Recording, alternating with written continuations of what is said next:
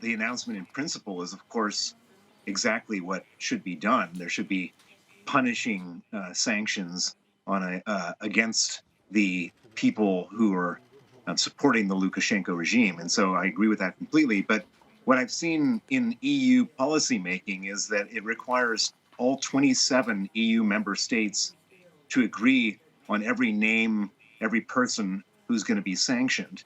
And that's where you run into trouble, because you have a number of EU member states, particularly Hungary, Cyprus, Malta, who are under the influence of Vladimir Putin.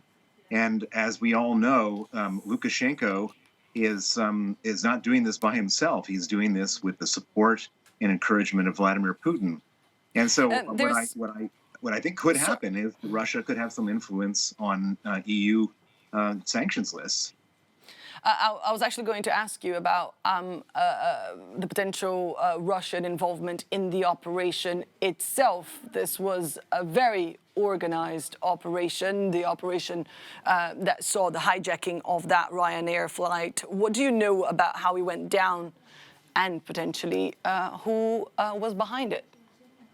Well, so what we know for sure is that there were 5 less people leaving Minsk for Vilnius when the flight ultimately took off. 2 of them, Mr. Protasevich and his girlfriend, were the victims of this hijacking, of this kidnapping. And then 3 of them are mysterious individuals. And I imagine with the Lithuanian authorities and other authorities will determine who these people are. The original supposition was that they were Russian nationals. If that's proved to be correct, then the question is, do they come from the Russian security services? Do they come from some other organization? But that's a crucial detail in the investigation.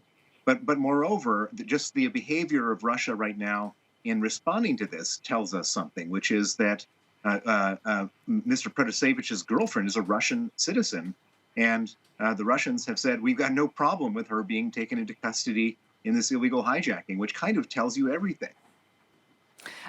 Now, you mentioned Protasevich, who's obviously a prominent journalist, one of the founders of Nexta.